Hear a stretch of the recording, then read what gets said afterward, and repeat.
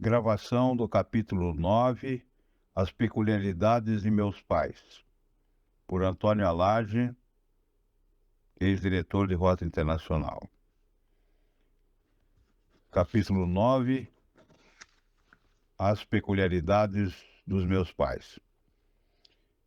As recordações que tenho do meu pai durante o tempo que ele permaneceu em Wallingford são vagas. Em raras ocasiões, às tardes de domingo, ele saía comigo em longos passeios.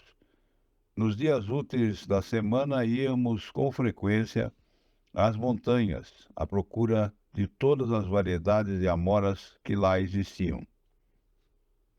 Fomos uma vez pescar trutas, grande aventura. Outra vez, cedendo aos meus insistentes pedidos, levou-me ao tanque da Raposa para ensinar-me a nadar. Até então, eu jamais entrara na água e, em razão disso, a minha satisfação transformou-se em medo quando senti o frio do líquido.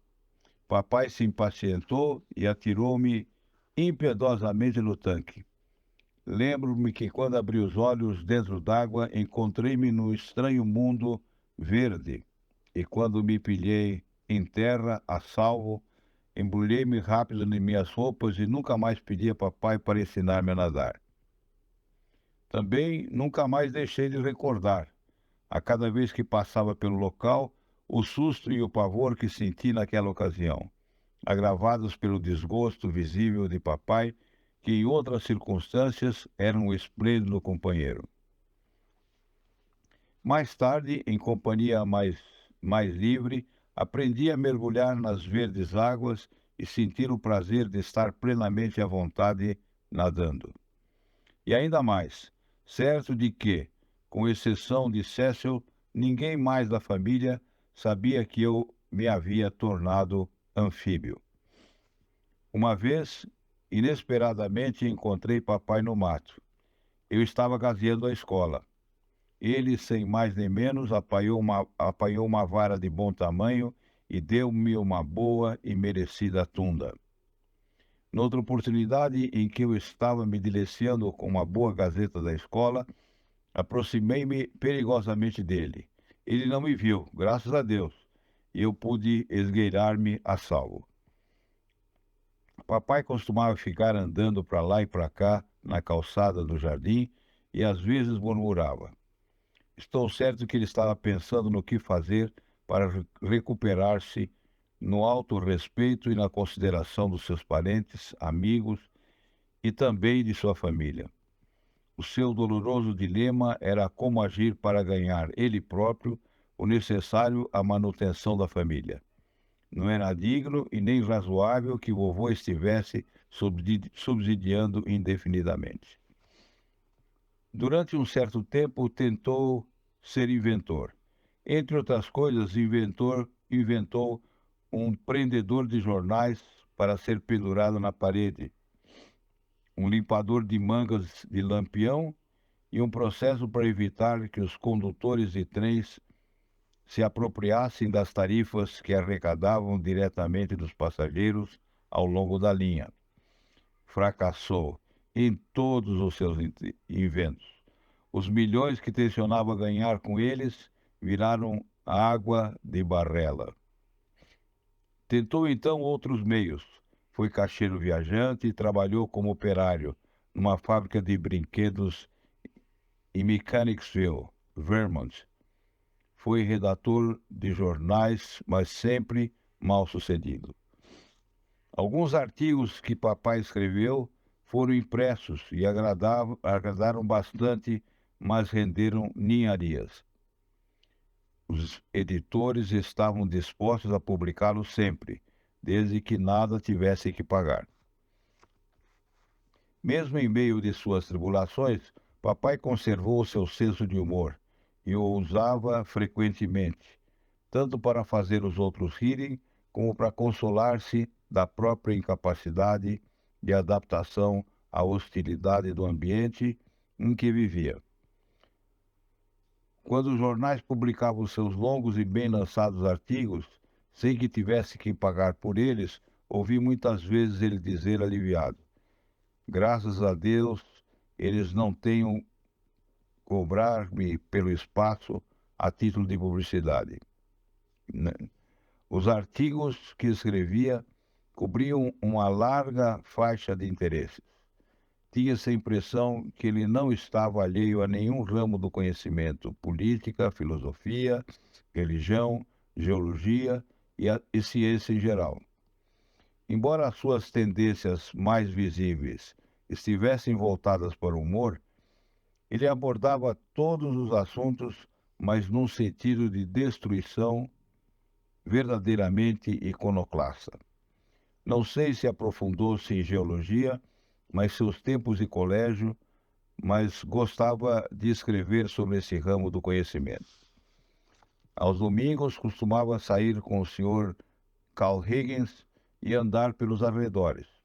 O Sr. Higgins, que mais tarde ficou surdo, gostava de lembrar os longos passeios com meu pai e não se cansava de me contar que certo dia papai o desafiou a apostar quem rolaria mais pedras pela encosta da montanha. Apostaram $10.000 e papai perdeu a aposta. Como não tinha os $10.000, propôs pagar a aposta com um charuto de 5 centavos. A proposta foi aceita e o passeio continuou. Numa tarde de verão, quando morávamos apenas vovô, vovó, uma empregadinha e eu, saí para uma voltinha até a rua principal da cidade e pouco mais de uma quadra da casa, quando vi uma senhora atravessando a rua. Ela conduzia uma criança e carregava uma maleta. Havia evidentemente desembarcado na estação da estrada de ferro e vinha em minha direção. Eu jamais vira uma mulher tão bonita e tão bem vestida.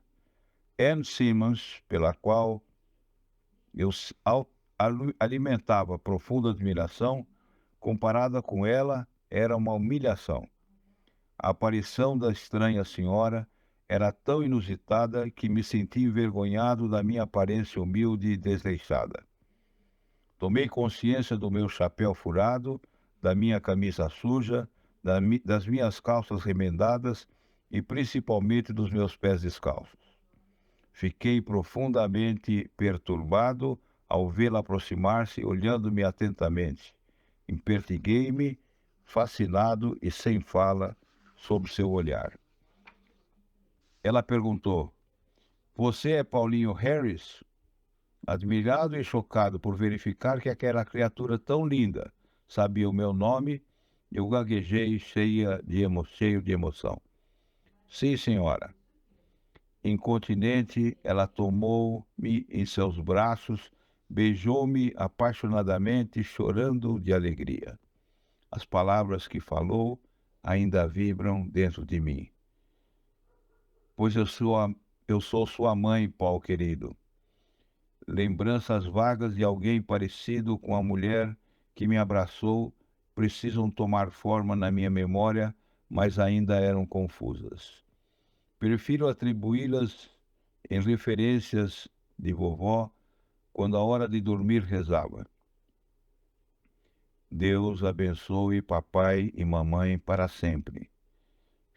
Finalmente ali estava a mamãe.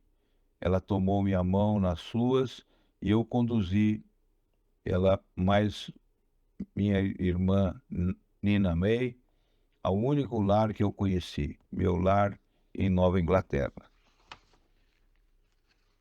Não me lembro por quanto tempo mamãe permaneceu em Wallingford. Suponho que por muito pouco. Às vezes, durante a sua estada, ela me dava um ramalhete de lírios. Desde então, essa parece-me a mais pura das flores, um símbolo perfeito do amor de mãe. E a lembrança dela vem sempre associada, de forma indefinível, à linda mulher cuja presença fez-me vibrar tão intensamente naquele dia. A cronologia dos acontecimentos na vida da nossa família evoluiu-se da minha memória. O principal objeto na vida dos meus pais foi reunir os seus 3 filhos sob um só teto e mantê-los. Uma das tentativas para isso foi feita em Cambridge, Nova York, mas fracassou. Eu ficava só por muito tempo, pois minha mãe tinha lições de piano a dar e, portanto, tinha que ausentar-se. A minha vida parecia sem sentido. A solidão e a monotonia me angustiavam e deprimiam. Para ser verdadeiro, afirmo que havia poucos momentos em que eu me sentia confortado. Eram aqueles em que mamãe tinha tempo de abraçar-me e acariciar-me. As condições devem ter agravado, a ponto de não haver esperança para ambos meus pais. Mamãe foi uma lutadora valorosa, à altura de sua mãe, a professora primária Clarissa Forbes Bryan, e da avó Olive Chappell Bryan. Numa noite escura, um homem desconhecido estacionou em frente à nossa porta. Era um velho barbudo. Minha mãe se dirigiu a ele chamando-o de Sr. Hitchcock. Quando me deparo com esse nome, vem-me à memória a imagem daquele velho barbudo com seu trenó equipado com cobertas de couro de búfalo e a viagem daquela noite. Naquela noite memorável, mamãe, Sr. Hitchcock e eu entramos no trenó, nos cobrimos com as peles de búfalo e deslizamos sobre a neve ao luar. Eu não sabia para onde íamos, até que ouvi minha mãe dizer: "Estou levando esse menino para morar com seus avós." O trenó nos levou à estação da Estrada de Ferro. A cortina do tempo cobriu a memória dos acontecimentos que se seguiram, mas é provável que minha mãe tenha me confiado aos cuidados do condutor, no trem para desembarcar em Rutland. Ali, vovó e vovô me encontraram e no mesmo trem em que papai, Cécio e eu chegamos, em Wallingford, vencemos os 15 quilômetros que mediavam entre as duas cidades. Naquela noite, dormi na minha boa cama, no lar abençoado de meus avós. Eu estava de volta ao lar da liberdade e da fartura. Acabaram-se os sofrimentos. De volta a Cambridge, minha mãe deveria estar profundamente abatida. Era a segunda vez que tentara realizar o objetivo que, mesmo com sua corajosa ajuda, fracassou por culpa de papai. Há que justificar-se, mamãe, pelo fato lógico de ser-lhe impossível cuidar da casa e das aulas de piano. Leve-se ainda em conta que a sua renda como professora de piano era insuficiente para manter as empregadas necessárias e as necessidades da família. Ademais, ela não se subordinava a abrir mão das convenções sociais e, portanto, não sabia viver economicamente. Os seus gastos eram enormes, comprados com a frugalidade e simplicidade da família dos meus avós. As extravagâncias de papai eram menores que as de mamãe, mas muito mais pessoais. Charutos e despesas afins não podiam ser consideradas necessidades da vida. Ninguém, conhecedor das circunstâncias, poderia afirmar que papai fosse um bom chefe de família. De fato, ele deixava essa honra a vovô, que sempre a susteve com dignidade. Era mais fácil os ponteiros de um relógio girarem ao contrário do que vovô dar aso a uma sua falha, como chefe de família. Quando crescendo, adquiria alguma maturidade. Vovó e eu costumávamos comentar a infelicidade da família de meus pais. Um dia vovó me disse: "Sua mãe é muito gastadora, Paul. Certas mulheres são capazes de, em uma colher, jogar fora mais do que seus maridos podem recolher em uma pá. Sua mãe é dessas. Lamento dizê-lo. Não se concebe que ela mantivesse uma e, às vezes, duas empregadas, quando seu pai, fazendo tudo o que é capaz, só poder conseguir o suficiente para alimentá-la e mais os filhos. A observação de vovó me doeu. Claro que ela via apenas os defeitos da mamãe e esquecia as virtudes, mas não entregava as falhas do meu pai, seu próprio filho. Não me contive, pois, e contestei. Mamãe, com suas lições de piano, jamais deixou que nos faltasse o que comer. Se não fosse ela, nós teríamos morrido de fome. Ah, não, ela nunca agiu como devia, Paul, replicou vovó. O primeiro dever de uma mulher é ficar cuidando da casa e dos filhos. Aconteça o que acontecer, é ali o seu lugar. Se ela atender a casa, tudo mais entrará nos eixos. A providência cuida até das viúvas com filhos. O seu avô nunca deixaria que vocês sofressem se as coisas estivessem em ordem em casa.